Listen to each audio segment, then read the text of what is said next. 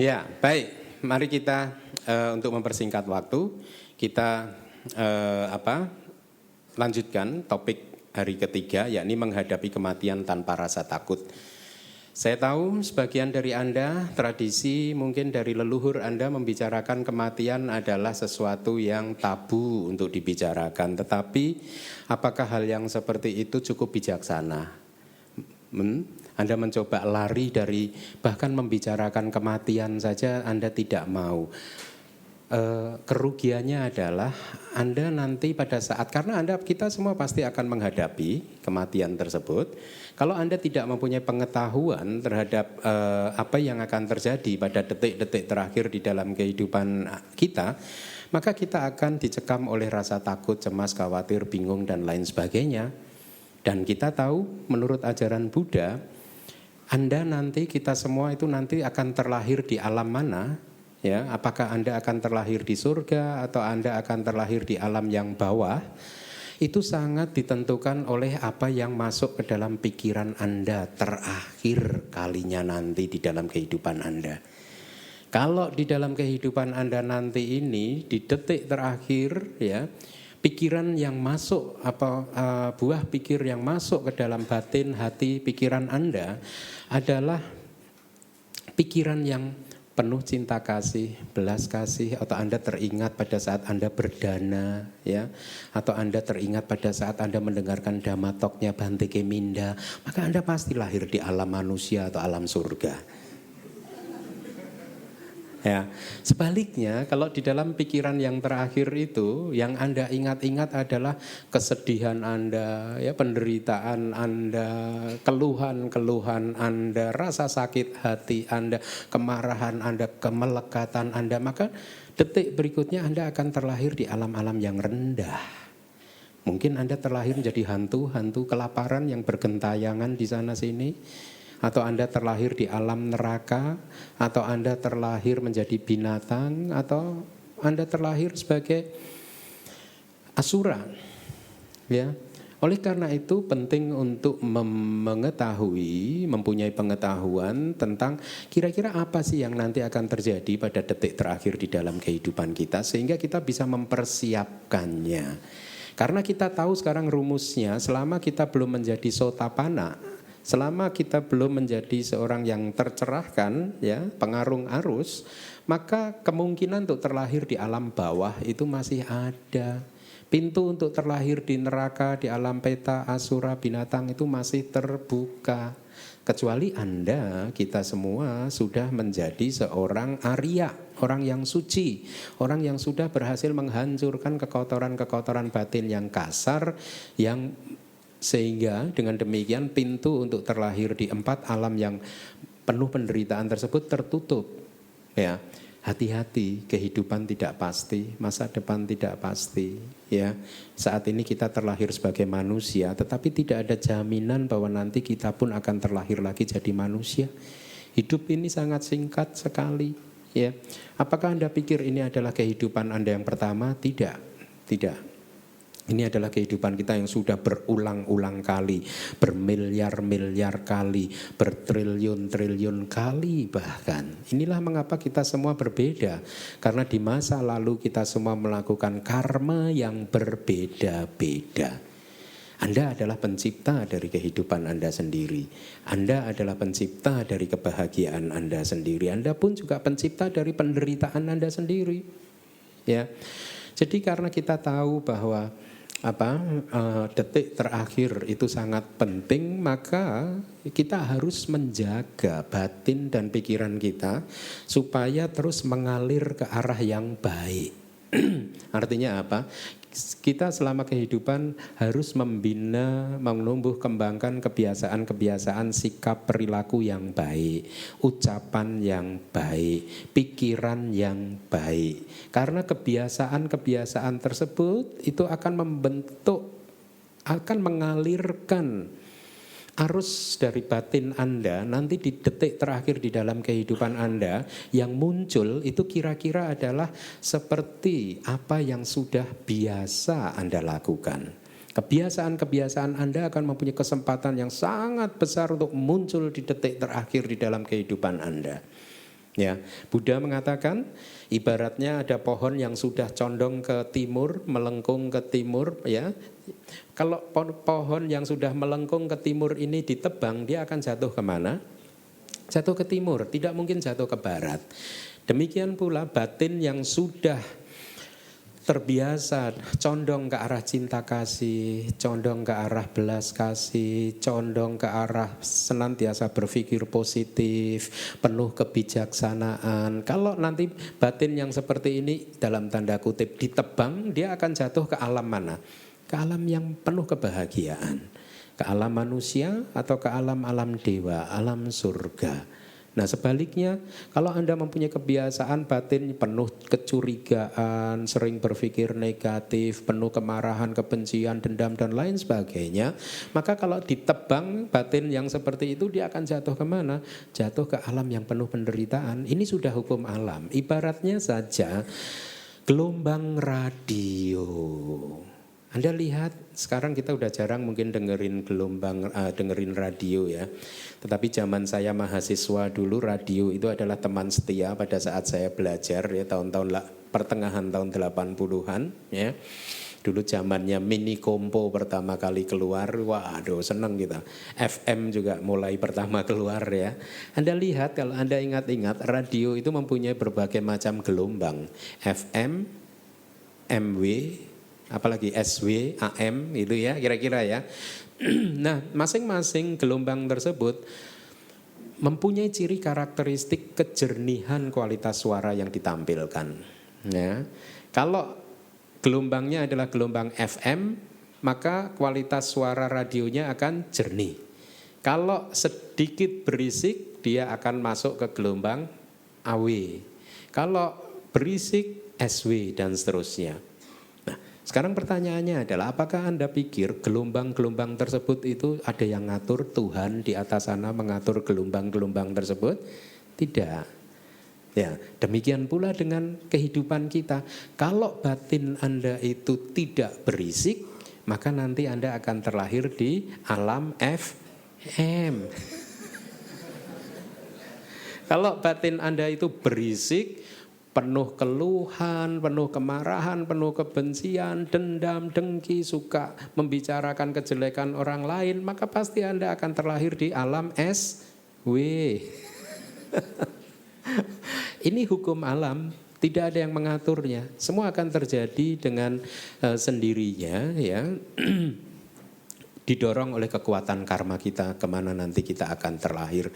Oleh karena itu sangat penting untuk mengusahakan batin yang tetap positif di detik-detik terakhir di dalam kehidupan Anda nanti. Bukannya malah menaruh dendam, bukannya malah menaruh kecurigaan, meluapkan kemarahan, tidak bisa menerima rasa sakit, berteriak-teriak. Karena hal seperti itu percuma saja. Kalau Anda, seseorang meninggal dunia dengan penuh kemarahan kenapa saya sakit kanker dan seterusnya, dia detik berikutnya pasti akan terlahir di alam yang penuh penderitaan. Ini sudah hukum ya. Pada suatu hari, saya nggak tahu ini udah cerita di sini belum, mudah-mudahan belum. Seorang suami mendekati detik-detik terakhir di dalam kehidupannya, berada di dalam rumah sakit.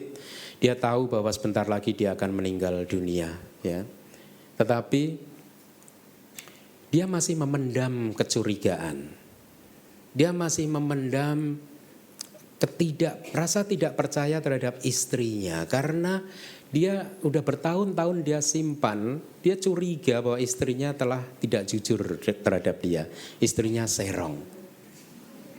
Karena apa? Karena dari 5 anak, kalaupun pernah, saya yakin hanya versi pertama dari cerita ini ada versi keduanya nanti. Maka dengarkan baik-baik. Versi kedua.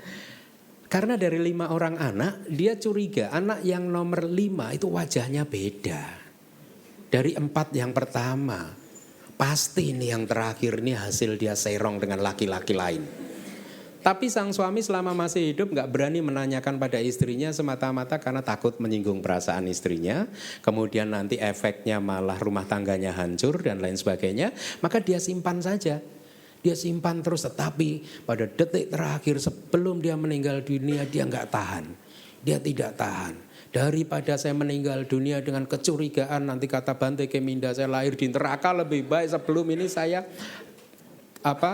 clearkan, saya bereskan urusan yang satu ini. Dan setelah itu, karena dia tidak ingin meninggal dengan kecurigaan kan, akhirnya dia tanya di rumah sakit itu, di saat-saat terakhir kehidupannya, istriku, saya ingin menanyakan sesuatu yang sebenarnya udah mengganjal perasaan saya selama beberapa tahun terakhir. Tapi tolong jawablah dengan jujur, karena kejujuran kamu akan saya highly appreciated.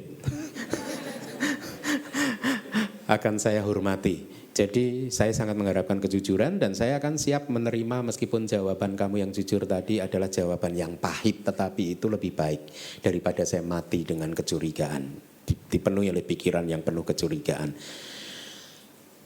Terus istrinya menjawab dengan tetap lembut, ada apa, masalahnya apa? Apa yang membuat kamu curiga? Sudahlah, kamu sudah dalam keadaan yang seperti ini tidak baik menanyakan hal-hal yang nanti mungkin akan membuat kamu guncang batin kamu. Enggak apa-apa.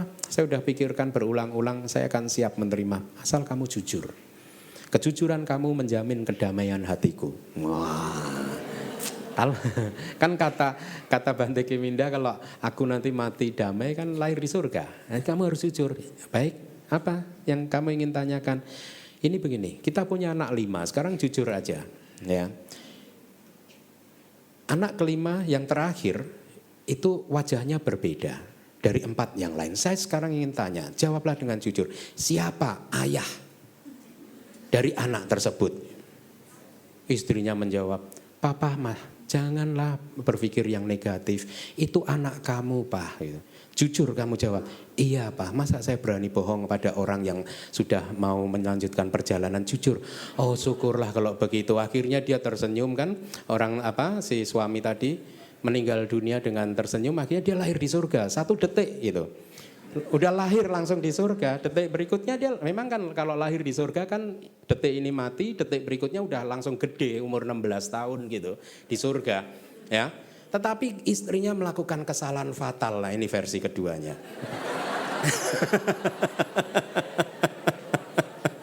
Karena versi pertamanya udah kan? Udah. Nah, ada itu to be continued dulu itu, bersambung. Versi keduanya istrinya melakukan kesalahan fatal. Setelah suaminya meninggal dunia, 1 detik dia udah lahir di surga. Istrinya kemudian anjali begini, berkata dalam hati, untung yang dia tanyakan anak yang kelima. Coba yang ditanyakan 4 yang pertama kan saya jawab apa?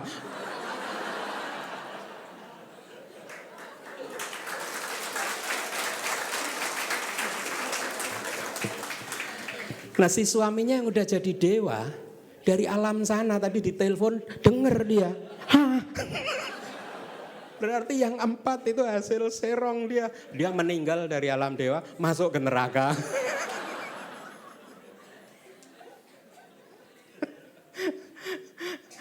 Karena dia meninggal dari alam dewa dengan kemarahan ya. Nah, Anda harus tahu situasi psikologis yang dihadapi oleh seseorang yang mau meninggal dunia ya. Ya itu kan ada kan, siapa tadi yang serong gitu.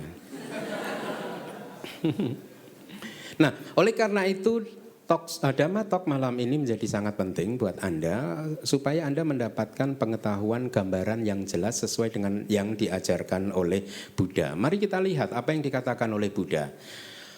Pada suatu hari ada seorang Brahmana yang bernama Janusoni. Dia berkata kepada Buddha, kira-kira menurut dia berkata begini, bahwa menurut pengetahuan dia, tidak ada orang yang tidak takut akan kematian. Semua orang pasti takut akan kematian. Ya, itu menurut Brahmana Janusoni. Tapi Buddha menjawab dengan sangat bijaksana sekali. Beliau berkata, ada orang yang takut, tetapi ada juga orang yang tidak takut akan kematian. Ya, jadi ada orang yang takut, tetapi ada juga orang yang tidak takut akan kematian. Ya, jadi ada orang yang takut, tetapi ada juga orang yang tidak takut akan kematian. Ya, jadi ada orang yang takut, tetapi ada juga orang yang tidak takut akan kematian. Ya, jadi ada orang yang takut, tetapi ada juga orang yang tidak takut akan kematian. Ya, jadi ada orang yang takut, tetapi ada juga orang yang tidak takut akan kematian. Ya, jadi ada orang yang takut, memang benar. Tetapi ada juga orang yang tidak takut akan kematian. Mari kita lihat. Orang yang takut akan kematian di dalam sutta tersebut diperinci ada 4 kalau saya tidak salah. Yang pertama adalah mereka yang belum terbebaskan dari kesenangan-kesenangan indrawi. Anda kalau selama hidup ini Anda belum terbebaskan dari kesenangan-kesenangan indrawi, artinya Anda masih melekat pada objek mata, melekati pada suara, objek telinga Anda dan seterusnya, maka pada saat detik terakhir di dalam kehidupan Anda pasti akan ada rasa ketakutan untuk berpisah dengan itu semua, ya. Kemudian yang kedua adalah orang yang melekati tubuh ini. Nah, ini buat yang tubuhnya six packs. Ada nggak yang di sini six packs?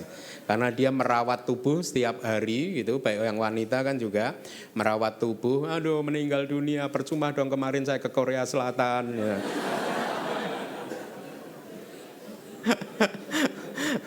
Maka pada saat meninggal dunia karena kita masih melekati tubuh ini, maka kita akan dihantui, dicekam oleh rasa takut, khawatir, tidak bahagia, sedih dan lain sebagainya. Nah, Anda bisa bayangkan kalau orang yang meninggal dengan keadaan pikiran yang seperti itu, detik berikutnya dia pasti akan terlahir di seperti yang tadi saya katakan, alam yang tidak bahagia. Yang ketiga adalah orang yang belum melakukan apapun yang baik dan bermanfaat di dalam hidup ini. Ya. Karena dia akan dihantui oleh penyesalan. Aduh, dulu sebenarnya harusnya saya beragama Buddha aja ya. Kenapa saya ikut teman-teman malah bukan Buddha? Aduh, dulu sebenarnya harusnya saya jadi biku atau bikuni aja ya. Kenapa saya turut teman-teman ada nikah semua? Ternyata benar Bante Keminda. Nikah nggak ada enaknya. Enaknya itu sedikit, menderitanya banyak. Kita adakan survei di ruangan ini buat orang yang menikah, diberi kertas satu cari gitu. Anda bahagia dengan pernikahan Anda? Kita lihat hasilnya.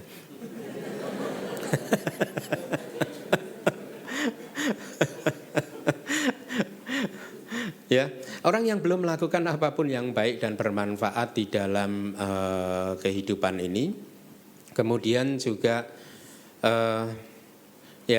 yang keempat adalah orang yang memiliki keraguan dan kebingungan tentang dharma. Artinya benar enggak ya nanti saya itu ajaran Buddha itu benar atau tidak ya? Benar atau tidak, ada Tuhan atau tidak sih sebenarnya gitu ya. Jadi karena keraguan-keraguan tersebut akhirnya tergoda. Sekali Anda tidak ragu, maka tidak akan ada godaan-godaan seperti itu. Seperti yang beberapa hari lalu saya terima. Ada seseorang memberi kiriman SMS kepada saya. Nomor tersebut tidak saya kenal.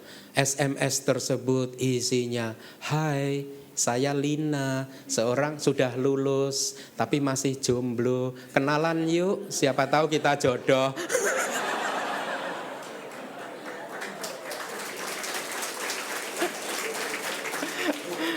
Dia nggak tahu kalau yang dikirimi itu biksu. Ampun, ini si Lina ini.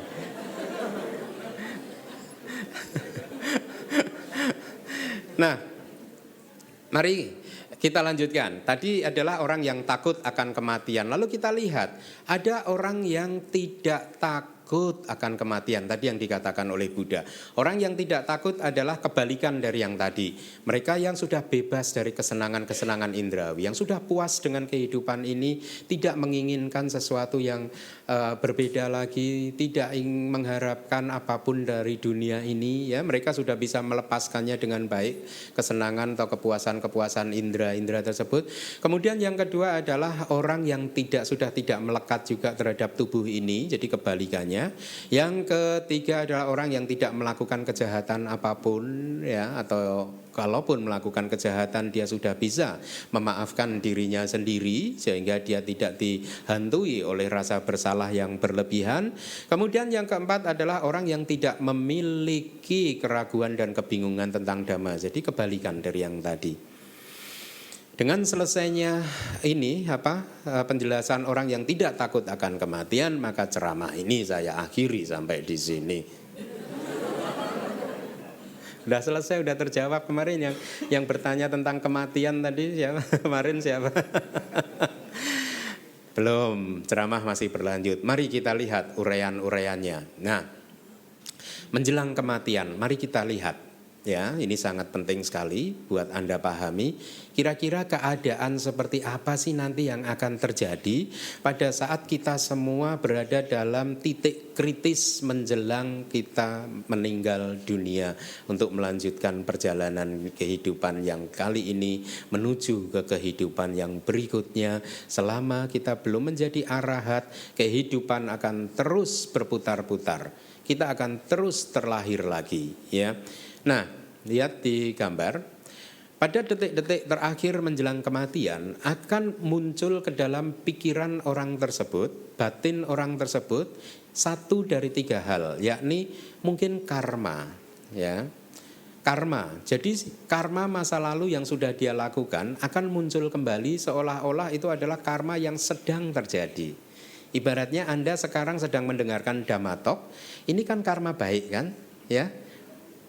Dengarkanlah dengan penuh perhatian, karena bisa jadi karma baik Anda mendengarkan Dhammatalk ini dengan penuh perhatian ini nanti akan muncul ke dalam pikiran dan batin Anda di detik terakhir dalam kehidupan Anda. Sehingga akhirnya kalau seolah-olah Anda merasa mendengarkan kembali, ya seperti sadar tidak sadar, tapi Anda merasa ini adalah aktivitas yang baru, padahal ini adalah aktivitas yang sudah terjadi mungkin puluhan tahun yang lalu, tapi kita merasakannya ini sesuatu yang benar-benar sedang terjadi. Dan kalau kemudian kita meninggal dunia dengan karma tersebut, maka detik berikutnya kita akan terlahir di alam mana tergantung pada karma tersebut. Kalau Anda sedang mendengarkan dharma dengan baik, dengan penuh perhatian, dengan kebijaksanaan, maka Anda detik berikutnya akan terlahir di alam yang baik, alam manusia atau alam surga. Tetapi kalau Anda mendengarkan dharma, pikiran Anda melayang ke sini, ke sana, ke sini, ke sana, ya, mikirin nanti rumahnya udah dikunci belum, nah, anak-anak udah makan belum, gitu, ya. Kemudian Anda tidak mendengarkan ceramah, tetapi malah ada kesedihan di dalam hati dan pikiran Anda. Di detik terakhir di dalam kehidupan nanti dia bisa muncul lagi dan Anda tidak bisa menipu diri Anda sendiri. Kesedihan itu akan muncul lagi, aduh, dulu saya mendengarkan Bante Keminda nggak penuh perhatian dan lain sebagainya. Detik berikutnya, langsung pelimpahan jasa. Saudara-saudara Anda harus melakukan pelimpahan jasa supaya Anda bisa kita bisa terlahir di alam yang baik, keluar dari alam yang penuh penderitaan. Nah, nih lalatnya. Ikut mendengarkan dharma. Yang kedua adalah yang disebut tanda karma. Ya. Tanda karma itu adalah alat yang kita pakai pada saat kita berbuat sesuatu, sedang melakukan karma-karma tertentu. Ya, instrumen atau alat apa yang kita pakai. Contohnya, saya seringkali memakai bantuan laptop, ya, untuk berceramah. Maka laptop ini adalah tanda karma saya. Ya, kalau nanti di detik terakhir saya melihat laptop, ya, berarti saya detik berikutnya terlahir di alam yang baik. Tapi Anda tidak memahaminya seperti ini, bahwa oh kalau saya nanti lihat laptop berarti saya lahir di alam baik. Belum tentu. Karena kalau ada seorang pencuri laptop tiba-tiba dia datang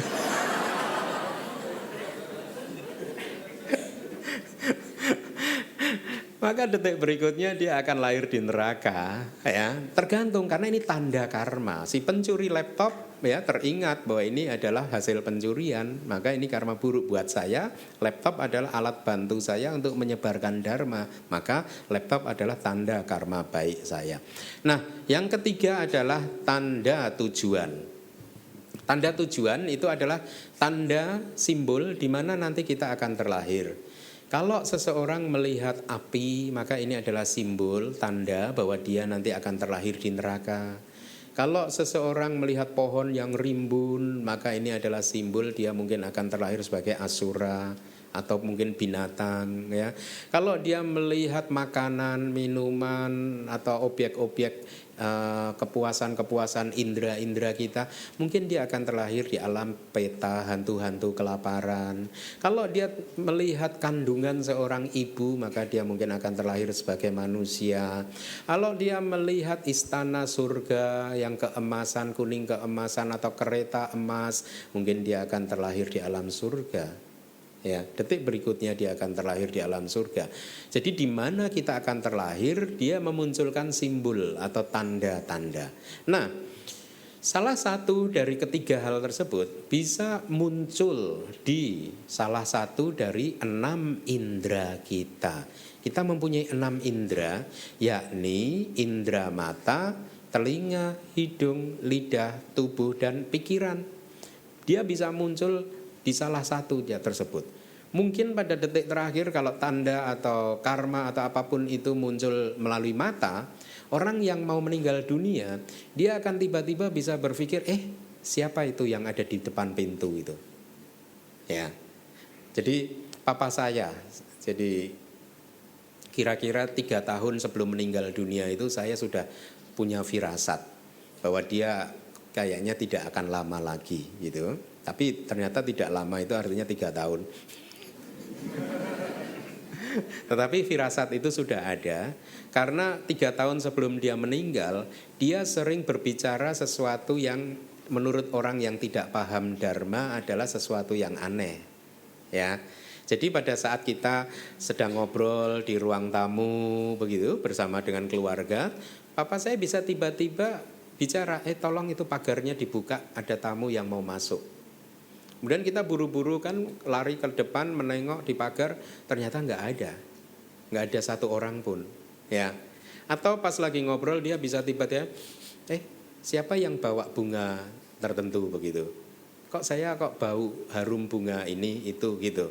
Padahal kita semua nggak mencium bau harum bunga apapun, ya. Atau tiba-tiba dia bisa bicara seperti ini, siapa tadi yang bicara ini? Siapa yang panggil saya tadi? Dia bisa begitu, ya. Karena saya mengerti dharma, pada saat itu saya sudah sadar bahwa ini adalah apa yang dia sudah memasuki masa-masa akhir di dalam kehidupannya. Dia sesungguhnya melihat sesuatu. Dia mendengar suara-suara. Dia memang benar mencium harum bunga yang kita semua tidak bisa mengalaminya.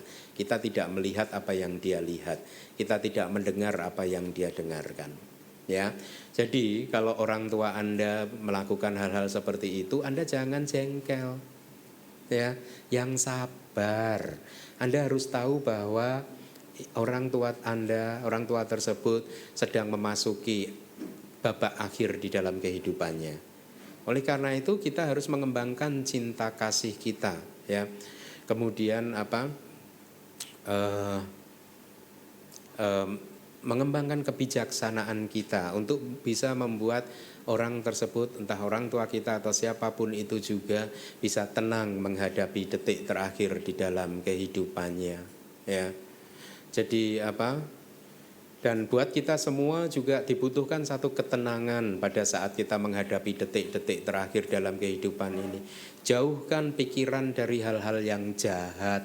Jangan pikirkan segala sesuatu yang membuat kita marah, membuat kebencian, dendam, dan lain sebagainya itu muncul. Oleh karena itulah kita sejak masih hidup ini harus melatih diri batin kita bagaimana caranya mengenyahkan kemarahan, kebencian, dendam, dan lain sebagainya, kemelekatan dari batin kita. Ada caranya. Jangan digenggam-genggam terus. Anda harus tahu teknik untuk melepaskan semua itu. Karena sesungguhnya yang kinci samudaya damang sabang tang liroda damang. Yang kinci apapun itu yang mempunyai sifat muncul, mereka semua itu mempunyai sifat lenyap. Segala sesuatu yang muncul pasti lenyap. Kemarahan yang muncul cepat pasti dia akan lenyap kalau Anda tahu cara untuk melepaskannya. Jangan pikirkan apapun yang membuat Anda sedih. Kita harus mempersiapkan diri kita sebaik-baiknya supaya batin ini bisa tetap tenang. Bukan seperti cerita yang satu ini. Pada suatu hari ada seorang suami yang sedang memasuki, ini mungkin juga udah pernah saya ceritakan ini. Detik terakhir di dalam kehidupannya, tiba-tiba di detik terakhir tersebut dia panggil istrinya, istriku, setelah saya mati nanti hanya ada satu permintaan saya. Apa itu suamiku? Tolong setelah saya mati kamu menikahlah dengan Andi, katakanlah begitu. Ini hanya nama saja ya. Kamu tolong setelah saya mati secepatnya kamu menikahlah dengan Andi. Sang istri bertanya, Andi yang mana? Itu Andi yang apartemen sebelah. Oh yang pakai kacamata itu? Dia istrinya udah matanya udah kedip-kedip gitu. Bukannya kamu benci sama dia? Bukankah itu musuh bebuyutan kamu? Bukankah seumur hidup kamu marah terus setiap saat mengingat nama wajah dia? Kemudian suaminya menjelang mati menjawab, iya benar, dia adalah musuhku, saya benci dia. Karena saya benci dia, makanya setelah mati saya ingin dia menikah dengan kamu, biar dia tahu rasanya menderitanya punya istri seperti kamu.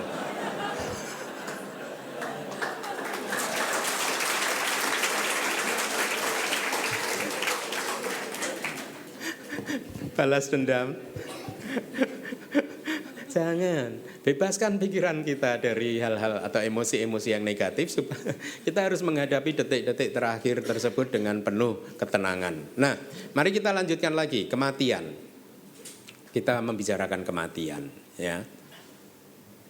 Hukumnya adalah mereka yang sudah lahir pasti mati. Anda sudah lahir belum? Maka bersiaplah menerima bonus Anda. Bonus dari kelahiran adalah kematian. Tidak terhindarkan, ya. Maka lebih baik kita pahami apa yang akan terjadi dalam detik-detik menjelang kematian kita, ya. Setiap detik kita berjalan mendekati kematian, pagi, siang, malam, ya. Bahkan pada saat Anda tadi jam 6 Anda masih di rumah, ya. Dibandingkan sekarang jam 9 Anda sudah berada di sini, Anda sekarang ini sudah 2 jam lebih dekat pada kematian Anda daripada Anda di rumah. Lihat, Anda datang ke wihara, Anda malah dekat kepada kematian. Udah. Berarti mending di rumah aja ya Bante. Ya. Nah, setiap detik kita berjalan mendekati kematian, kemudian mari kita lihat apa yang dikatakan oleh Buddha tadi, kita analisa ya. Mereka yang belum terbebaskan dari kemelekatan indera-inderanya, mereka masih melekat terhadap, misalkan mata Anda masih melekati objek matanya, telinga Anda juga masih melekati objek telinga Anda masih menyukai suara pasangan Anda atau suara musik favorit Anda pasti akan takut untuk berpisah dengannya. Mari kita lihat, mungkin pada detik-detik terakhir seperti yang di dalam gambar tersebut, orang ini akan masuk dalam batinnya seolah-olah dia melihat seseorang, dia melihat sesuatu melalui matanya, atau mungkin dia akan mendengar suara-suara yang entah suara yang dia lekati, yang dicintai, entah itu musik atau suara panggilan dari orang-orang yang dicintai, atau mungkin suara istri, suami, anak dan lain sebagainya. Suara-suara yang mengingatkan dia pada cinta atau nafsu dia, sehingga dia akhirnya teringat, aduh sebentar lagi saya akan berpisah dengan suara-suara tersebut. Maka Anda lihat, orang yang meninggal dengan ketakutan dan kekhawatiran seperti ini pasti detik berikutnya dia akan menderita. Kemudian mungkin melalui hidungnya akan masuk aroma parfum kesayangannya yang dia lekati, tidak mampu dia lepaskan. Atau mungkin masuk ke dalam lidahnya dia enak ya hamburger ini. Sebentar lagi saya udah nggak bisa di surga, ada nggak ya? Kalau lahir di surga, kalau Anda melekat jangan berharap kita terlahir di surga. Oh sebentar lagi nggak bisa ketemu hamburger, oh udah mudah-mudahan di surga. Nggak bakal, karena itu adalah bentuk kemelekatan. Detik berikutnya kita akan terlahir di alam yang rendah. Atau mungkin dengan objek dari kulit sentuhan Anda, ya, mungkin sentuhan kain sutra yang lembut yang Anda lekati, atau sentuhan-sentuhan Anda terhadap orang yang Anda cintai, terhadap anak Anda, sentuhan Anda ke istri, suami Anda dan lain sebagainya. Ya. Bisa jadi mereka satu persatu akan muncul ke dalam arus kesadaran kita, ya, seperti apa yang saya perhatikan yang terjadi pada almarhum papa saya, ya.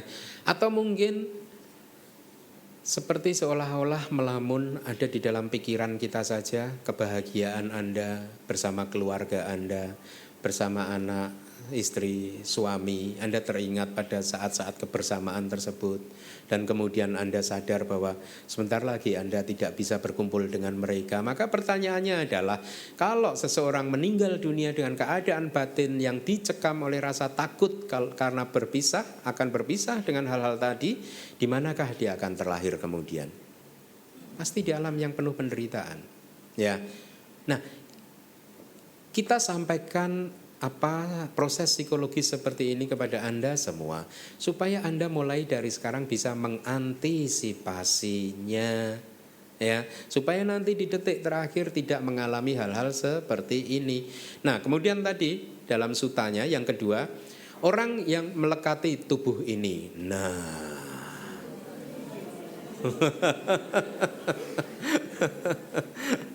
kalau yang laki-laki dia melekati pada six packs-nya, katakanlah gitu. Tahu nggak six packs itu? Six itu kan 6, artinya kalau dilihat dari samping laki-laki tersebut seperti angka 6. Six packs. Saya itu juga mirip angka 6 kalau dari samping. Nah, saya sampaikan cerita dalam kitab suci kita, cerita tentang Nakula Pita, ya. Ini adalah seorang tua yang sudah mendekati detik terakhir di dalam kehidupannya. Dia murid Buddha yang sangat bakti kepada Buddha, karena seumur hidupnya dia setiap hari mengunjungi Buddha. Kalau Buddha tinggal di hutan di dekat tempat tinggalnya, dia akan terus ke hutan setiap hari, entah berdana makanan, mendengarkan dharma, dan seterusnya. Pada suatu hari dia sadar bahwa kehidupannya tidak akan lama lagi. Oleh karena itu dia datang kepada Buddha dan bertanya kepada Buddha, satu dharma dari Buddha, berikan saya dharma yang terakhir, karena saya merasa setelah ini mungkin saya tidak akan mampu ke sini lagi. Saya ingin mendapatkan dharma dari Buddha, satu saja. Kemudian Buddha menjawab, memberikan dharma, ya, seperti ini kira-kira. Nakula Pita, biarkan tubuh kamu yang sakit, tetapi jangan pernah biarkan batin kamu juga sakit, ya. Jadi kalau ini adalah nasihat yang sangat berharga, bahwa sesungguhnya tubuh dan batin adalah keadaan yang berbeda. Seseorang yang mendekati kematiannya tersiksa karena penyakit kanker dan lain sebagainya, mereka sesungguhnya hanya sakit tubuh jasmani saja. Batin mereka adalah energi yang terpisah yang bisa dibuat untuk tetap tenang dan damai. Tubuh sakit bukan berarti batin harus ikut sakit, ya. Batin kita bisa tenang. Nah, inilah yang harus kita. Oleh karena itulah kita harus melatih dengan meditasi, dengan memberikan satu pemahaman ke dalam batin kita, kebijaksanaan bahwa ternyata memang tubuh jasmani ini adalah hal yang berbeda dengan batin kita. Dengan demikian, karena setiap seseorang yang menghadapi detik terakhir di dalam kehidupannya, tubuh akan memberikan rasa sakit yang luar biasa. Kalau dia bisa membedakan tubuh dan batin tersebut, maka dia akan bisa menerima keadaan tubuh yang sakit tersebut dengan batin yang tenang, ya. Kemudian, ya, penderitaan sebagai akibat ketakutan akan berpisah dengan tubuh ini, tadi sudah saya jelaskan. Kemudian yang berikutnya adalah yang ketiga, orang yang belum melakukan apapun yang baik dan bermanfaat. Ya, sejak tahun 70-an ada satu faham di barat sana yang berkembang bahwa hedonisme, satu faham untuk yang mengencourage, yang menganjurkan atau menganjurkan diri sendiri dan orang lain untuk menikmati kehidupan ini semaksimal mungkin, karena menurut mereka kehidupan ini hanya sekali saja. Oleh karena itulah ada seks bebas di sana dan seterusnya. Itu semua adalah efek dari paham yang mereka anut. No heaven seperti di dalam gambar tersebut, no hell, no problem. Lihat di gambar tersebut. Jadi mereka adalah orang yang menurut paham mereka karena tidak ada kehidupan setelah ini, maka mereka akan terus menikmati kehidupan ini sepuas-puasnya. Tidak mempedulikan perbuatan baik. Buat apa karma baik? Toh setelah ini tidak ada kehidupan lagi. Oleh karena itulah, kalau orang seperti ini menghadapi saat-saat terakhir di dalam kehidupannya, karmanya tidak bisa membohongi dia lagi. Pasti dia akan di dalam batinnya muncul satu dari tiga hal tadi. Karma, kama nimita atau gati nimita. Karma, tanda karma atau tujuan karma. Dia akan muncul. Ya, oleh karena itulah penyesalan akan muncul. Ya, aduh, saya menyesal kenapa kemarin saya puas-puaskan hidup ini untuk memuaskan indera-indera saya. Ya, sayangnya penyesalan tuh datangnya selalu saja terlambat. Ya, karena kalau datangnya di awal itu namanya bukan penyesalan, namanya apa? Hah? Pendaftaran. Ya, terima kasih. Kalau datangnya di awal namanya pendaftaran, bukan penyesalan. Benar. Kalau penyesalan selalu datangnya terakhir. Dia malas, bukan murid yang rajin, jadi datangnya terakhir. Nah, sekarang kita lihat dasar atau landasan munculnya penyesalan yang membuat Anda menyesal itu adalah satu dari dua hal ini. Perbuatan jahat yang telah kita lakukan di masa lalu itu bisa menjadi dasar munculnya penyesalan. Atau yang kedua, perbuatan baik yang tidak kita lakukan. Di masa lalu saya punya kesempatan untuk berbuat baik, tidak saya lakukan, maka akan muncul penyesalan. Di masa lalu sebenarnya saya pengen jadi biksu, tapi saya nggak jadi biksu, akhirnya malah berumah tangga. Benar kata Bante Keminda, berumah tangga. Penyesalan akan muncul. Di masa lalu Anda punya kesempatan untuk jadi bikuni, malah nggak jadi bikuni. Nah, nggak, saya terlalu ekstrim. Saya enggak, berumah tangga itu juga baik ya. Berumah tanggalah yang saling menumbuh kembangkan ya. Jangan terjebak pada paham teori bahwa orang berumah tangga itu harus saling berkorban, tidak. Dalam berumah tangga harusnya tidak ada istilah saling berkorban. Karena rumah tangga yang didasari oleh sikap saling berkorban adalah rumah tangga yang tidak sehat. Seseorang yang berumah tangga, suami istri yang berumah tangga seharusnya tidak saling berkorban. Suami istri yang berumah tangga seharusnya saling menumbuh kembangkan. Bukan malah saling berkorban. Secara teori Anda sebelum berumah tangga Anda punya modal 70, begitu Anda berumah tangga Anda korbankan 20 jadi 50. Bukan seperti itu. Sebelum berumah tangga Anda modalnya 70, setelah berumah tangga Anda lengkap 100%. Oleh karena itu suami dan istri harus saling mendukung, saling menumbuh kembangkan sadanya, keyakinannya, sila moralitasnya, ya. Kemudian kemurahan hatinya, cinta kasihnya harus saling ditumbuh kembangkan. Nah, mari kita lanjutkan karena waktunya sudah mulai ini. Yang keempat adalah ragu terhadap dharma. Ya, tadi dari sutanya. Ragu terhadap dharma itu apa sih? Dari mana sih saya berasal? Ya. Kemudian kira-kira kemana nanti saya? Ya. Nah, sekarang saya akan sampaikan proses psikologis yang terjadi pada semua orang. Ya.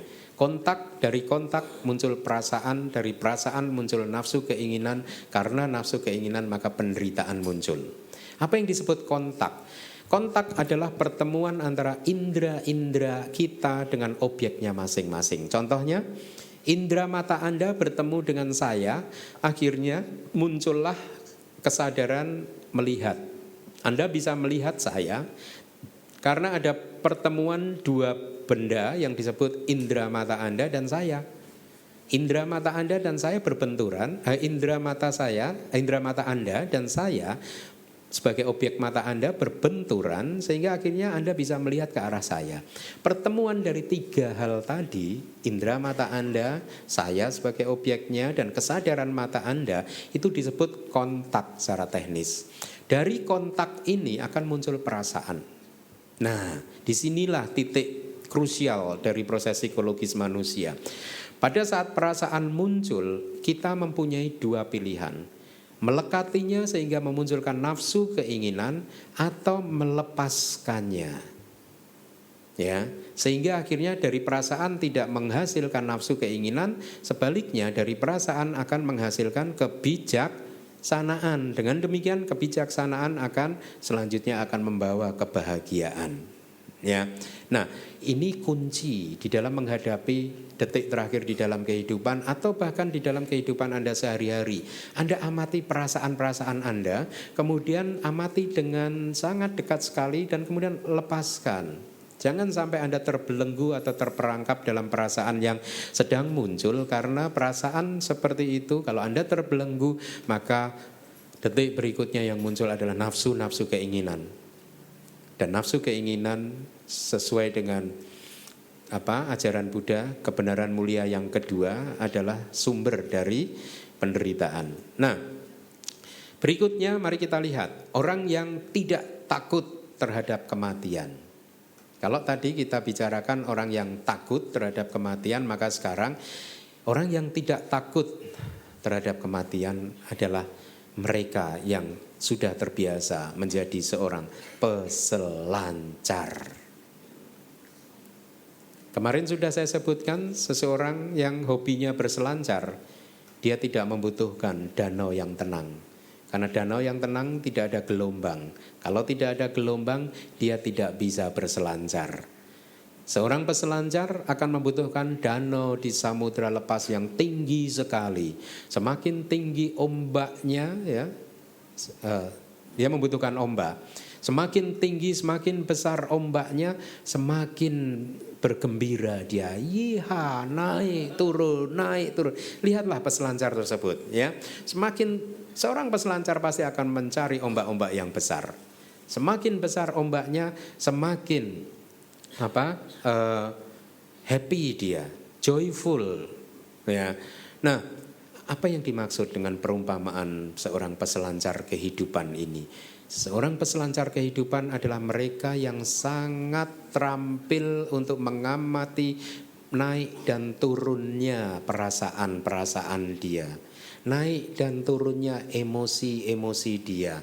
Amatilah dari jarak yang sangat dekat sekali, supaya Anda bisa melihat bahwa sesungguhnya apapun yang sedang muncul dan kemudian lenyap itu bukanlah sesuatu yang menakutkan, bukanlah sesuatu yang solid, bukanlah sesuatu yang mempunyai inti yang tidak berubah-ubah. Sering sekali kita tidak bisa menahan kemarahan kita karena sesungguhnya kita pun takut terhadap kemarahan kita. Kita benar-benar dihantui, dicekam oleh rasa marah tersebut. Kita anggap kemarahan ini adalah sesuatu yang padat, sesuatu yang solid, yang benar-benar nyata. Tetapi sebenarnya kemarahan, demikian pula dengan keadaan-keadaan batin yang lain seperti cinta kasih, belas kasih, kebijaksanaan dan lain-lain, keadaan batin apapun, mereka semua tidaklah nyata. Beberapa hari yang lalu, akhir Desember, saya mengadakan pabaja. Di dalam pabaja tersebut, kita ada di pabaja di hutan, dan kebetulan karena musim dingin, sering sekali turun kabut yang sangat tebal sekali. Bayangkan kalau Anda melihat kabut yang sangat tebal sekali. Kalau Anda melihat kabut yang sangat tebal sekali dari jarak yang jauh, Anda akan melihat seolah-olah kabut tersebut adalah wujud yang nyata, yang padat, ya. Tetapi semakin Anda berjalan mendekati kabut tersebut, Anda akan merealisasi bahwa kabut tersebut sesungguhnya adalah wujud yang kosong, tidak padat, tidak ada apa-apanya. Anda mampu menembusnya tanpa kesulitan. Demikian pula, jadi pada saat saya melihat kabut di acara pabaja tersebut mengingatkan saya pada saat kita semua bermeditasi untuk mengamati keadaan batin kita. Kemarahan Anda, cinta kasih Anda, kebijaksanaan Anda, semua emosi-emosi negatif maupun emosi positif yang ada di batin ini, sesungguhnya mereka semua hanyalah fenomena yang kosong, tidak nyata. Kalau Anda mampu menembusnya dengan konsentrasi dan perhatian penuh Anda akan menemukan bahwa mereka benar-benar adalah hanyalah energi yang muncul, lenyap, muncul, lenyap, muncul, lenyap. Inilah yang harus kita latih sejak kita masih hidup, supaya kita bisa menjadi terampil untuk mengamati muncul dan lenyapnya keadaan batin kita ini. Dengan demikian kita bisa menjadi seorang peselancar kehidupan. Seorang peselancar kehidupan adalah seseorang yang benar-benar hidup di masa kini, di saat ini. Anda bayangkan, kalau peselancar di dalam gambar tadi, pikirannya lari ke belakang, di belakangnya ada ombak yang siap menerkam dia pasti akan jatuh. Atau kalau pikirannya lari ke depan, dia akan lupa menjaga ketenangan dan keseimbangan papan peselancarnya. Betul tidak? Lihat di gambar di layar itu. Ya, seorang peselancar benar-benar fokus, penuh perhatian, penuh konsentrasi pada ombak yang ada di bawahnya di saat ini. Dia tidak lagi dihantui oleh rasa penyesalan terhadap masa lalunya. Dia tidak lagi dihantui oleh kekhawatiran dan ketakutan masa depan. Kalau Anda ingin bahagia, Anda harus bisa membebaskan batin Anda dari rasa penuh penyesalan terhadap apa yang sudah terjadi di masa lalu. Karena apa yang sudah terjadi di masa lalu itu sudah tidak penting lagi, sudah tidak nyata lagi, tidak eksis lagi, tidak ada manfaatnya menggenggam masa lalu. Pada saat pikiran lari ke masa lalu, begitu dia muncul, lepaskanlah dengan penuh ketenangan dan keseimbangan. Apa yang bisa kita pelajari dari masa lalu? Ya. Seringkali seperti kemarin juga sudah sempat ada yang menanyakannya tentang masa lalu. Seringkali manusia terjebak pada masa lalu hanya mengingat sesuatu yang negatif saja. Akibatnya apa? Kalau Anda mengingat pikiran-pikiran yang lalu yang sudah pernah muncul di masa lalu yang negatif, efeknya apa? Sedih, ya, menyesal. Hati Anda makin sakitnya tuh di sini.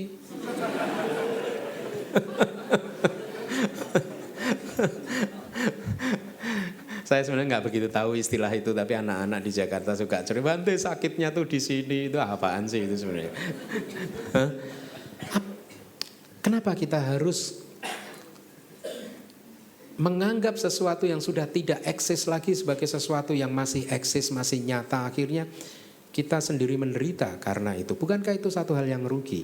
Ingat, pikiran kita itu hukumnya seperti itu, seperti ini. Kalau kita mengingat-ingat hal-hal yang negatif, maka kita menderita. Kalau kita mengingat-ingat hal yang positif, kita bahagia. Nah, kita mempunyai pilihan untuk pikiran kita sendiri. Kita mau ingat yang negatif atau ingat yang positif, kita punya pilihan penuh. Oleh karena itu latihlah, mari kita latih supaya kita bisa senantiasa memilih yang positif, tidak memilih yang negatif. Anda harus ingat, bebaskan batin Anda dari rasa penuh penyesalan terhadap masa lalu, karena mereka semua sebenarnya sudah tidak penting lagi. Ya, lihat orang yang tidak terampil mengelola batin mereka sendiri, seringkali mereka melamun terhadap apa yang sudah terjadi di masa lalu. Kalau yang diingat adalah sesuatu yang tidak baik, maka dia tiba-tiba sedih lagi. Padahal sesuatu yang tidak baik itu nggak ada sebenarnya, udah lewat. Jadi pikiran kita ini seperti pesulap itu loh. Pesulap yang terkenal siapa? Pak Tarno. Pikiran kita itu seperti pesulap. Pesulap menciptakan ular jadi-jadian, akhirnya ular ciptaannya tadi menggigit si pesulapnya itu sendiri. Ya, akhirnya si pesulapnya menderita sendiri. Pikiran kita juga seperti itu. Pikiran Anda juga seperti itu. Anda melamun ke masa lalu, hal yang sudah lewat sesungguhnya, ya, tapi penuh kesedihan, Anda ingat-ingat lagi, tiba-tiba Anda ikut sedih lagi. Kan seperti pesulap kan pikiran Anda. Simsalabim, sedih Anda. Nah sebaliknya kalau yang Anda ingat-ingat adalah kesuksesan di masa lalu, Anda bahagia, ada rasa nyaman, ada rasa senang di sana. Tapi ingat, itu adalah kemelekatan. Kelihatannya rasa nyaman, perasaan nyaman, bahagia benar. Tetapi perasaan nyaman dan perasaan bahagia belum tentu itu adalah kebijaksanaan. Rasa nyaman dan bahagia hasil dari melamunkan apa yang sudah terjadi di masa lalu adalah bentuk dari kemelekatan, efek dari kemelekatan. Kemelekatan ini pasti adalah menjadi penyebab munculnya penderitaan. Jadi apa yang kita lakukan terhadap masa lalu kita? Bungkus, masukkan ke tas, ya. Kemudian apa? Buang, ya, betul. Terima kasih. Buang. Itulah. Ya. Mereka udah tidak nyata lagi. Tetapi lihatlah, masih saja banyak manusia stres, depresi gara-gara masa lalu. Bukankah itu satu hal yang sangat merugikan mereka sendiri? Nah, kemudian bebaskan juga diri Anda dari rasa takut, cemas, dan khawatir akan sesuatu yang belum terjadi. Karena masa depan itu adalah tidak pasti. Future is uncertain. Siapa yang mengatakan hal seperti itu? Buddha di dalam Tripitaka mengatakan. Di dalam banyak kesempatan Buddha mengatakan bahwa apa yang Anda pikirkan mungkin akan terjadi besok, pada saatnya datang dia tidak terjadi seperti itu. Mari kita lihat. Di dalam hidup ini, ingat-ingat kehidupan Anda masing-masing. Berapa kali atau berapa persen ketakutan Anda dan kekhawatiran Anda itu terwujud, terjadi benar-benar? Saya bisa pastikan mungkin nggak sampai 10%. Nggak sampai 10%. Nah, kalau yang muncul, terjadi benar-benar muncul dan terjadi itu nggak sampai 10%, kok Anda sempat larut dalam ketakutan dan kecemasan? Bukankah itu bukan perbuatan orang yang bijaksana? Kemungkinannya hanya 10%, lupakan saja. Ya. Nah, tapi kalau yang 10% itu muncul gimana dong Bante? Kan juga takut juga, kan bisa muncul kan berarti 10%, ya. Ya meskipun 10%, jangan-jangan besok yang 10% ini yang muncul. Ingat-ingat lagi, di masa lalu, ya, kita ini adalah manusia yang sudah menjadi istilahnya expert, ahli di dalam menangani atau menyelesaikan kesulitan. Kita ini kalau urusan mengatasi kesulitan, mengatasi penderitaan, kita ini udah ahlinya. Mana buktinya Bante? Buktinya hari ini Anda duduk di sini ketawa-ketawa, berarti di masa lalu kesulitan Anda udah Anda lewatin kan? Ya tidak? Anda sudah melewati banyak kesulitan dan penderitaan di masa lalu. Makanya Anda bisa duduk di sini tersenyum. Nggak ada yang melamun, nggak ada. Ini saja sudah membuktikan pada kita bahwa kalau di masa lalu Anda itu adalah ahli di dalam menyelesaikan masalah, maka jangan takut. Di masa depan, kalau kesulitan yang 10% tadi itu muncul, Anda pasti mampu menyelesaikannya. Pasti Anda mampu menyelesaikannya. Tidak ada ceritanya di masa lalu Anda bisa menyelesaikan kesulitan-kesulitan, nanti di masa depan kalau ada kesulitan Anda nggak mampu menyelesaikan, nggak ada ceritanya. Anda pasti mampu menyelesaikannya. Atau taruh kata kompromi sedikit. Ya kalau Anda nggak bisa menyelesaikan masalahnya, kemudian Anda jatuh sedih dan lain sebagainya. Anda ingat, apa tadi? Yang kinci samudaya damang sabang tang niroda damang. Segala sesuatu yang muncul pasti lenyap. Kesedihan Anda adalah sesuatu yang sudah muncul, maka jangan khawatir, kesedihan Anda pasti lenyap. Lalu apa yang harus kita takutkan dengan masa depan? Apa yang harus kita khawatirkan dengan masa depan? Saya katakan pada Anda, dengarkan baik-baik. Anda tidak akan pernah takut terhadap apa yang sedang ada di depan Anda. Anda hanya takut pada sesuatu yang Anda bayangkan, Anda pikirkan mungkin akan terjadi. Paham? Ya, kalau ini adalah ular, selama saya berpikir bahwa ini adalah ular, berhenti di sana, saya tidak akan pernah takut terhadap ular ini. Tetapi rasa takut akan muncul begitu pikiran saya, jangan-jangan nanti menggigit saya. Dia belum menggigit loh. Kita sudah memfitnah dia loh. Bener nggak? Jadi kita tidak pernah takut terhadap apa yang ada di depan kita. Oleh karena itulah kita harus berlatih untuk hidup saat ini. Seperti seorang peselancar tadi, tidak lari ke masa lalu, tidak lari ke masa depan. Karena pada saat Anda lari ke masa depan, efeknya batin Anda bergejolak, rasa takut, cemas akan muncul. Anda hanya takut pada pikiran Anda, jangan-jangan. Ya tidak. Nah, saya akan tutup dengan cerita yang juga mungkin sudah pernah saya sampaikan. Cerita tentang umat kita yang hidup di Kanada. Ya, sudah pernah dulu saya sampaikan. Dia hidup di Kanada, umat kita orang Indonesia. Pada waktu itu saya masih berada di Singapura, masih hidup di Singapura. Tiba-tiba dia menulis email kepada saya dan meminta HP saya atau apa. Akhirnya kita bisa berkomunikasi, singkat cerita ya. Dan dia menceritakan bahwa dia ingin pulang ke Indonesia tetapi nggak punya uang. Waktu saya tanya kenapa kamu ingin pulang ke Indonesia, karena dia merasa rumah tangganya sudah berantakan. Dia udah nggak cinta pada suaminya lagi.